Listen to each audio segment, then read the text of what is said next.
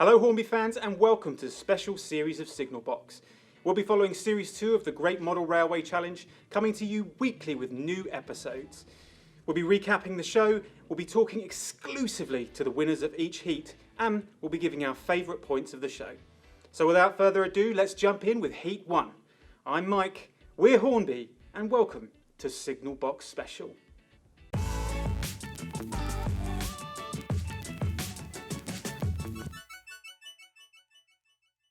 The Great Model Railway Challenge is back, and it's smaller than ever. 15 teams of Britain's best model makers go head-to-head to create jaw-dropping worlds. They're attaching some dinosaur bones to the cliff.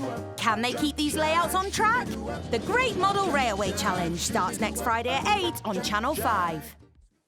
Right off the bat, spoiler alert, we are going to be talking about Series 2, Episode 1 of the Great Model Railway Challenge. So if you haven't seen the episode, go and check it out. You're going to love it. But we will be talking about the episode and we'll be talking to the winner. So if you don't want to know, go and check it out and then come back and watch the video later.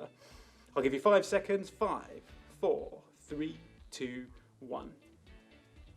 For those of you that stuck around, thank you so much for being here. And wow, what an episode. We had the Corby Model Railway Society versus the Novices the Train Set against Fancott Miniature Marvels. The theme of this week was the Restless Earth, natural disasters, everything from volcanoes to sinkholes to landslides and geysers, a real natural disaster. And all the teams put in so much effort to make their builds really high quality. I was particularly impressed by the train set, who were novices to the model railway hobby, and they had only been doing it a couple of months and their build was really impressive. Corby, well, they had a great landslide, they had a brilliant volcano, and Fancott, they had the sinkhole. The sinkhole was really impressive, the way that it was edited. For me, it just looked like sand at the beginning, but by the end, the car going in, yeah, really fantastic. It got close, it got heated, it got really close in fact. There was 1 point between the winner and the 2 runners-up. Corby, they took it in the end, just by a margin. And we were lucky enough to speak to Francis, the captain of Corby, about how he felt about winning Heat 1. So take it away, Francis. You've now watched episode 1 of the Great Model Railway Challenge. What made you decide to be a part of the show? Well, one of our club members actually decided to put us forward, and then gave me the dubious honour of putting the team together, since I had more experience of our members' skill set. And it just went from there. And how did it feel when you were actually selected for the show? Pretty nerve-wracking, because it's one thing to apply and it's another one to be selected, and then you're sort of thinking, oh, hang on a minute, did I really want to do this? And was it a difficult process? Was it quite painless, the selection process? It was pretty involved. Okay. We do video interviews. They sent us a load of questions. We had to film each of the members that wanted to apply. Okay. Answer those specific questions, and then send them off and just hope. And how much prep did you do for the episode? Because it seemed as a team that you were very prepared. Well, we got told the theme 2 months ahead, and then we were given the boards and were allowed to build the track work on 2 of those boards before we started. We had to leave the 3rd board completely clear of everything. It was basically just get on there, plan it out, plan it again, and if you think there's something wrong, plan it once more. Unfortunately, we had to replan again, because originally we were told the boards were going to be 3 foot 3 inches wide. Right. But due to a slight hiccup, we ended up with a different manufacturer's boards. 2 of our boards were 5 foot by 4 foot. Right. So, we had to do a little bit of rejigging to try and get things to sit, so we weren't having various features straddling baseboard joints. Yeah. And how did you feel about the Restless Earth theme? Oh, well, we were all sitting there scratching our heads thinking, how are we going to go on with this? And we just came up with the usual ideas. And I was like, Restless Earth, well, volcanoes, landslides, earthquakes, anything to do with volcanicity and tectonic movement. So there was a lot to choose from, but also quite daunting in the fact that you're trying to think of how can I represent this as a model. Were there any particular landslides?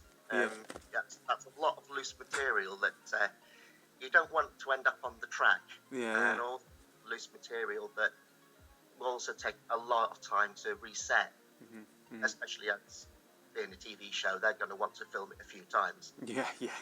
And was there any particular inspirations for the layout or any areas of the layout?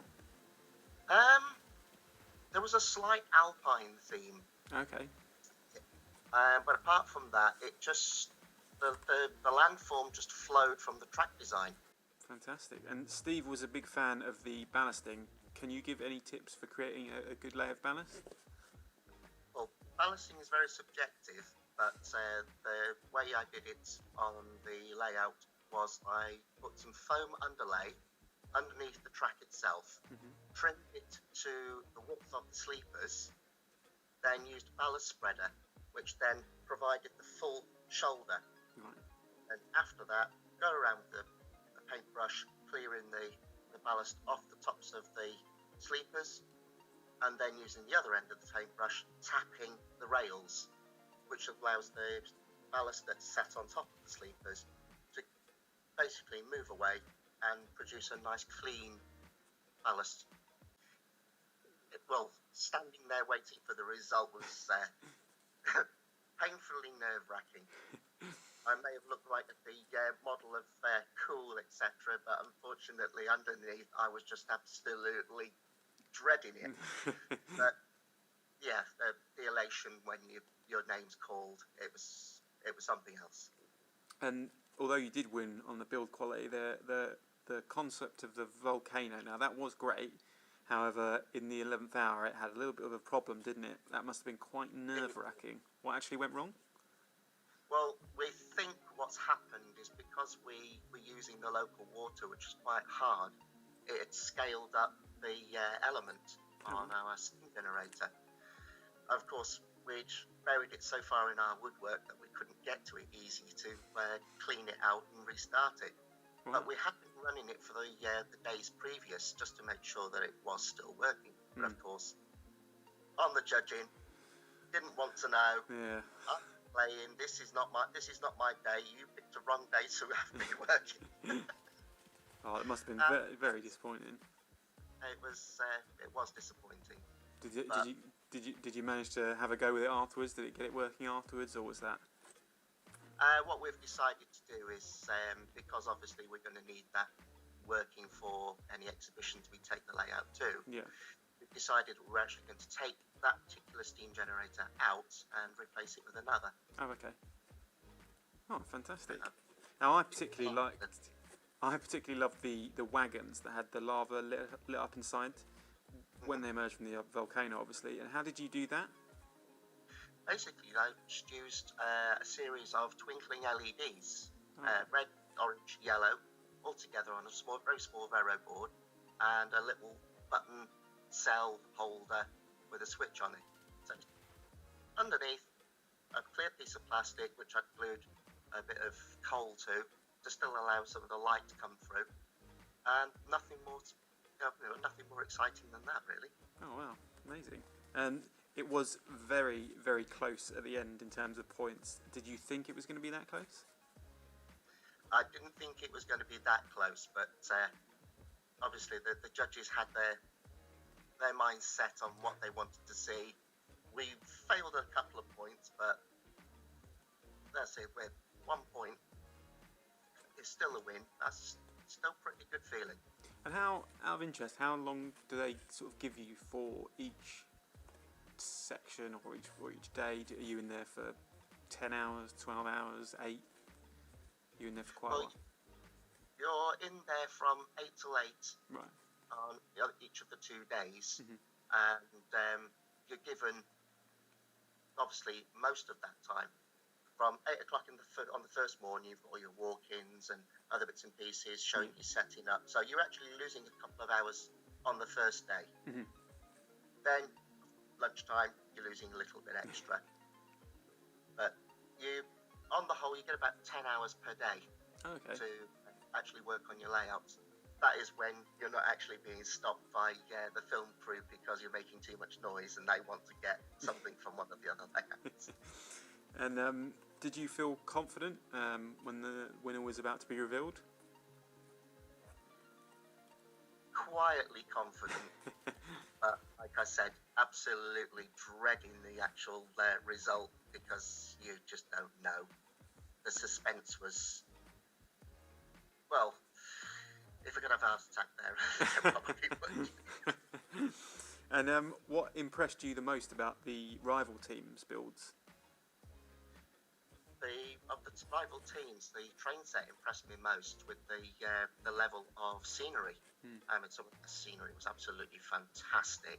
I'm quite surprised they didn't actually score higher on that, to be honest. I loved the seafront and the fact that that was his second time at using resin. And he produced a lovely wave action, etc. It's beautiful. Yeah, I mean, they were the novices in the true sense of the word, and for someone that is a novice to the hobby, to see what you can do with just that dedication, that focus. It is. I mean, that's inspiration in itself. Yeah, absolutely. Obviously, yourselves being very experienced, you know, did you give them any tips? Did you? We did impart a couple of tips onto the train set. Primarily on track work. Right. I noticed that they were having problems with getting their train round. I pointed out a few things that they could improve. Luckily, they took that on board and were very appreciative. Oh, that's good. I'm glad it all worked for them in the end. And are you looking forward to the next episode? I am.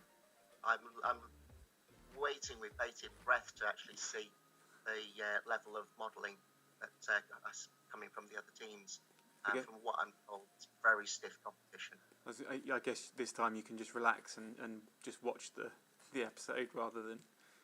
Yes, and see how some of my newly acquired friends fare on their builds.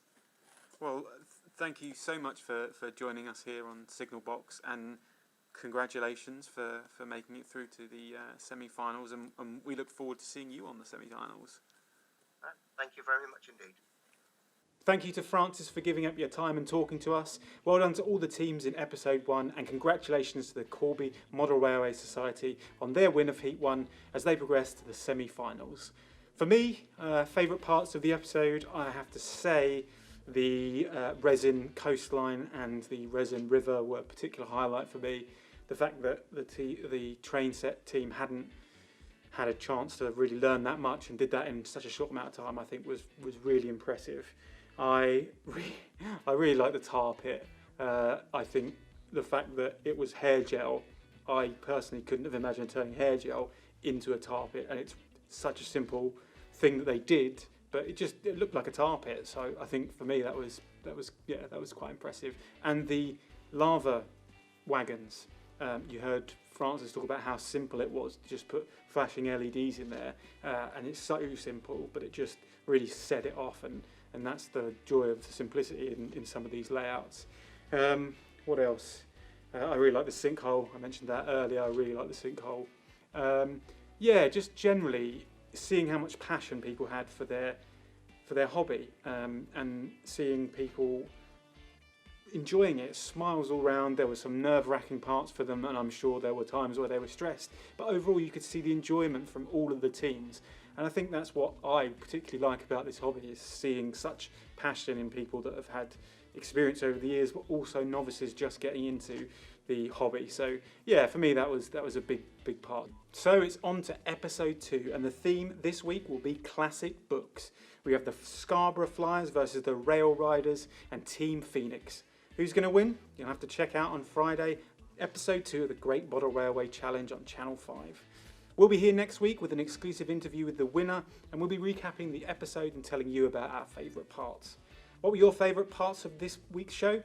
Tell us in the comments below. Until next time, thanks for watching. I'm Mike, you've been great, and I'll see you at the next stop.